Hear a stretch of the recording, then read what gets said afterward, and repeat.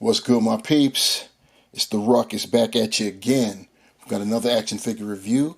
This time we are winding up the seven figures that are included in the Marvel Legends Marvel Knights Mindless One Build-A-Figure wave. Finishing it off with Blade.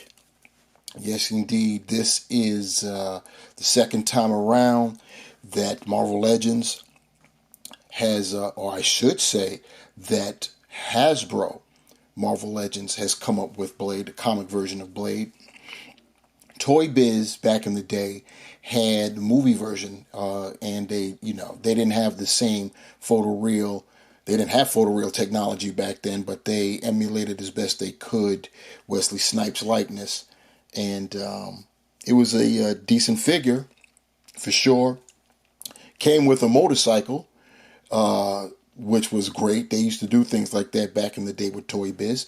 But this is what we have here. And as you can see, we've got the return of the plastic packaging where you can actually see the figure. And you see Blade. You see his accessories. I'd have to say that Blade is quite possibly tied with Lady Bullseye for most accessories, or a close second. But he comes with a fair amount of accessories for himself, and he has the final piece, the head and effect to put together the Mindless One, and that's what we will do next after this, and then that's how we will close out this particular series of Marvel Legends. Right now, like I said, you see what you got going on. You got the logo Marvel Knights, Blade at the bottom there, and we have at the top I guess that's the Blade logo. It's got a trifecta of blades, if you will. Yeah, so on one side you've got artwork of Blade, looking pretty nice there. He's looking down on potential victims, vampires. Got the same thing going on the other side, and on the back you get a better look at that artwork. And yet, like I said, he's peering down, stalking. Looks pretty cool. At the bottom there, you got the sketch of the Mindless One, and right next to that are the seven figures in this wave, six of which are needed to put the Mindless One together. The odd one out is Daredevil, or King Daredevil, if you will. But the other six you'll need if you want to build the Mindless One. We also have the return of the mini bio, destined to hunt vampires and destroy the evil of the world. Blade is a vampire-human hybrid with the greatest strengths of each. Here we've got Blade. We can see a 360-degree visual of him. I can tell you this straight up, that he definitely stands a lot better than our first version. It was the way how it was constructed. The legs were protruding too far out, I think. That sounds crazy how I'm describing it, but when I do the comparison, I'll be able to better demonstrate what I'm talking about. What I can tell you is that it did not stand well, and the proportions were just crazy looking. You'll see when I do the comparison. This Blade, however, he's got the coat. You see that he's got the red lining. Basically, it's the Blade we think of because of the movies from the 90s, and of course the forgettable one, early 2000s, Blade Trinity. But yeah, this is kind of like what we think of. You know, he's got the vest there, wearing the shades, and the flat top hairdo. And of course, they got him with the screaming head, which is cool. If you saw in the packaging, there were no additional head sculpts, so you don't get a neutral head sculpt with him. So this is what we get, him screaming. And I know they did it so they could bear the fangs, but there's something about a vanilla pose with a screaming head that, well, for me, it doesn't sit right. But it is what it is. terms of the accessories, we've got the final piece needed to put together the Mindless one. And I'm going to set this aside, and we will be putting the Mindless one together next up. Down below, right here, is the absolute final piece. This is an accessory. This is an effect, goes over the Mindless one's visor / cyclopean eye. It's like an energy emission. Guess I should do that because it's red, and I got a red background there. So yeah, so that's pretty cool, and it just clips on. You can either use it or not use it if you so desire. Digging down below again, we have, I've got the accessories right here down below the camera. So we've got these bladerangs, we'll call them. These are pretty large. They're definitely larger than what they had in the movies, but they're pretty cool. And we get a pair of them. They're molded in silver, and you see that we've got the brownish kind of paint. And speaking of brown, we also have a pair of stakes. So that's cool. Molded in a wooden color kind of brown. So we've got that too. And of course, what would blade be without a sword? So we've got that as well, molded silver, and you see the hilt is also painted in that self-same brown. And finally, we have a pair of C grippers, so he can actually hold the weapons that he came with. See if I can get up a little bit closer. There we go. And of course, they're molded in the same complexion as the rest of our boy there. So now we'll just go ahead and take a closer look at Blade, especially that head sculpt, and see what's happening. So here we go. We've got Blade a little bit closer up, and you could see the that head sculpt. Like I said, it's a pretty nice head sculpt. Unfortunately, this is the only one we get, so no matter how you pose him, he's always going to be looking like this. So yeah, it is what it is. It'd be nice if we had a neutral head sculpt so we can at least attempt to mimic that artwork we saw on the packaging, because he wasn't yelling while looking down upon whomever he was stalking. But anyway, you can see the detail here with that head. He's got the goggles, the shades, teeth painted nice. He's got you can see that even the back of the mouth, inside the mouth, it's got red, so, or pink, whatever color it's supposed to be, blood red, Then, of course, turning him to the side, you can see his hairdo. He's got the part in the hair. I was looking for the word. Going on, so being pretty stylish. You see that he is rocking the flat top. It's in a just straight up jet black. That's crazy. And complexion's doing well. He's got a new kind of jacket, so that's cool. Overlay coat, which is great that we got something different instead of the old Nick Fury style. Hopefully they're putting that to bed, because on my previously reviewed Gambit, they changed the jacket up, so maybe we've seen the last of the Fury jacket. Anyway, it is an overlay, and you see how his arms are just all wide out like that.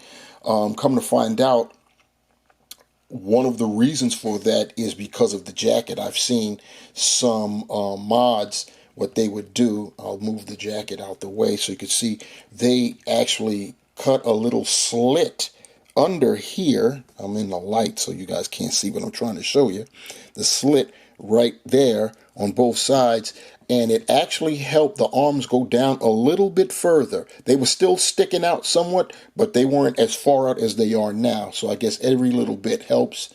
I'm just going to have to deal with mine as is, because when it comes to doing mods, I'm a straight up chicken, for real. So, it is what it is. But you see underneath, he's got the vest going on, and that's like a charcoal gray, a dark gray type of texture. That's textured. It's pretty nice. Then you go down, it's got the belt. The belt has got some silver paint, which is cool. Then we've got the pants. He's got pockets on his trousers, but of course there's no detail. It's supposed to be black anyway, so I guess it is what it is.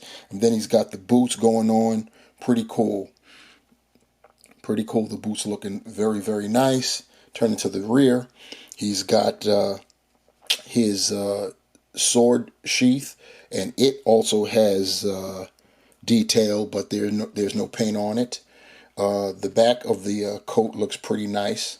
Pretty nice. The sleeves, which are supposed to be part of the coat, are actually part of the arm. So if you were to take off the coat, he would still have the sleeves going on, and that's probably you can get away with it, because since he's wearing a vest, it could be that his shirt is underneath there, and that's where these sleeves come in. So it's advantageous that he's, the black and charcoal gray color scheme makes that passable if you were ever to take off the coat.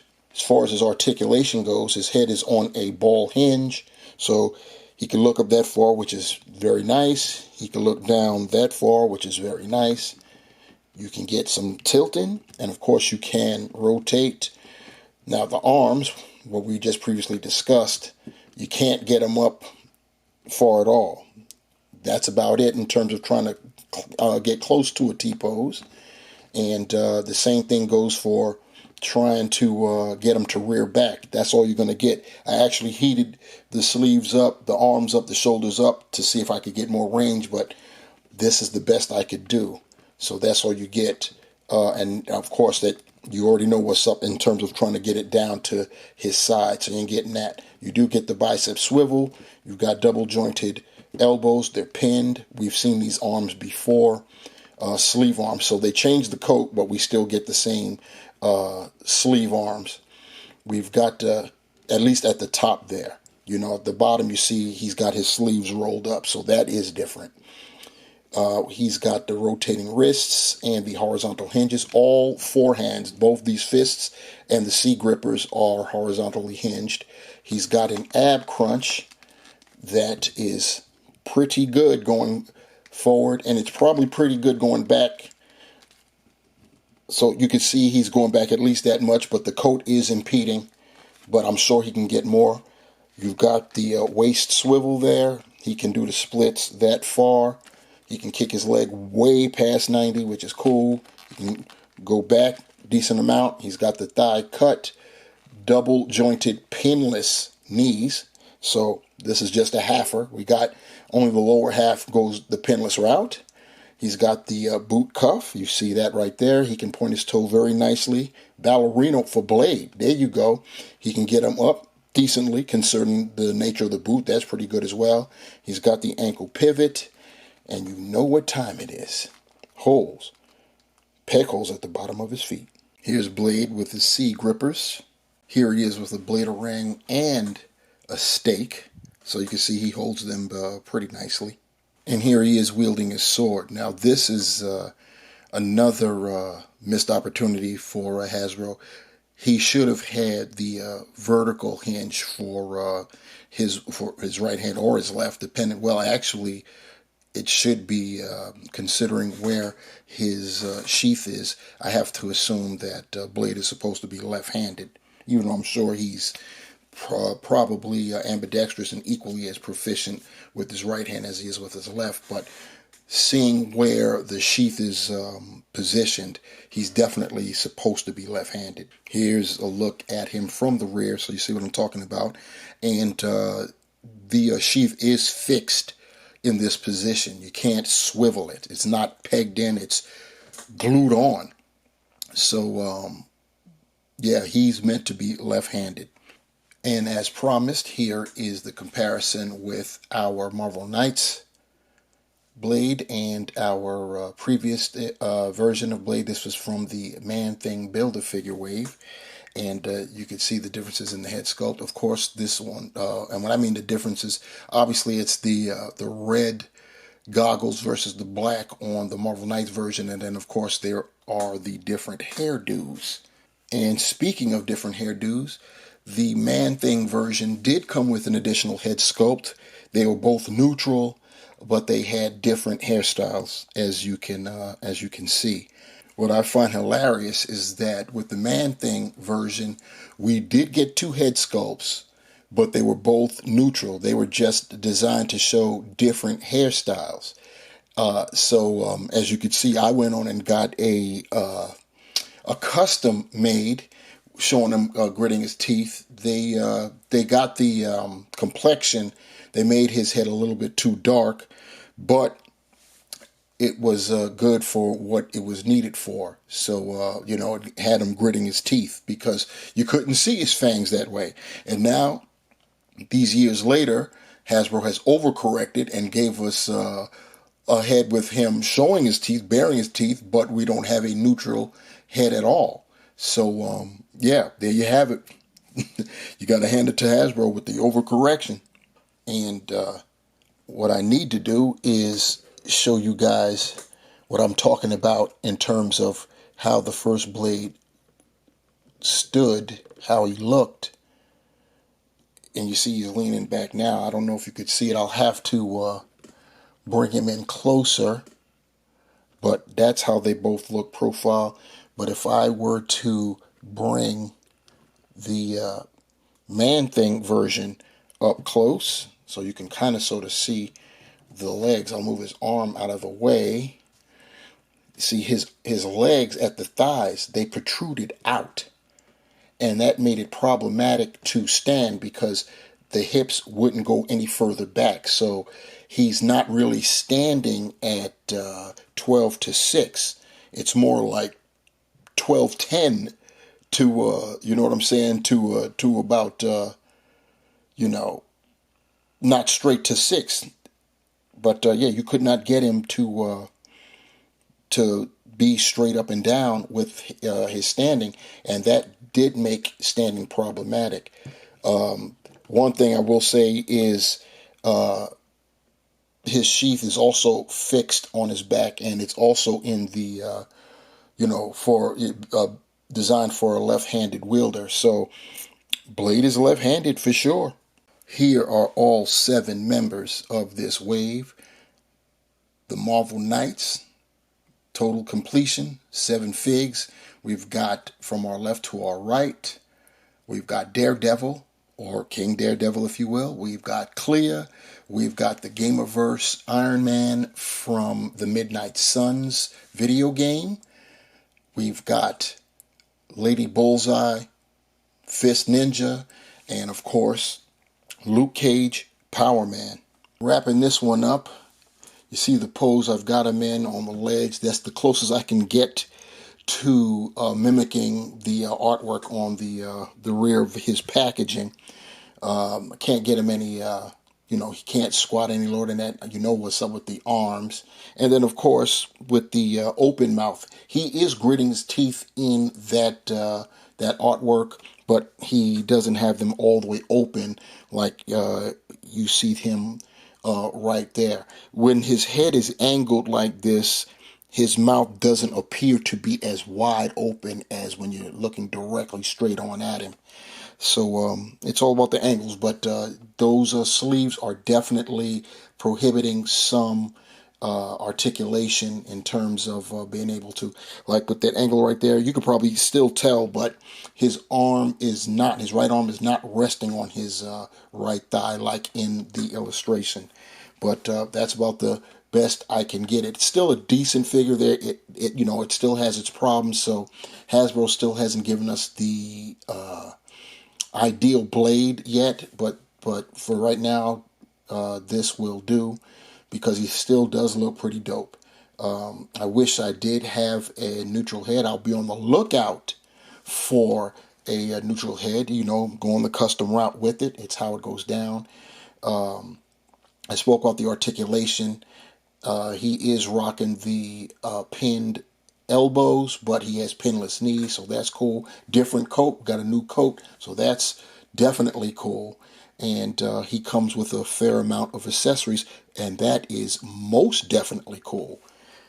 Now, what would be cool would be if you guys were to give a thumbs up for the video, to share the video, to subscribe to the channel. For sure, leave comments below. What do you think about this blade? What do you think about the accessories? Do you like this style? Would you like to see a different version? What do you think about my suggestion about having a second head sculpt? In fact, that's my suggestion. I think with Marvel Legends that should be standard because you have different styles for collecting, different types of collectors. You have some collectors that love to vanilla pose and they just want their characters to be neutral faced, and then you have some like me who love posing, and if they're engaged in conflict, you want some expression, some exertion being shown on their faces. So that's what I think. I think all Marvel Legends should come with two head sculpts. So let me know in the comments below what you think. If you want to be notified the next time I upload a video, hit that notification bell down there. And yeah, next video up will be to put together the Mindless one and to rate the Midnight, I called it a Midnight, the Marvel Knights figures from 1 to 7. And that's how it'll get done.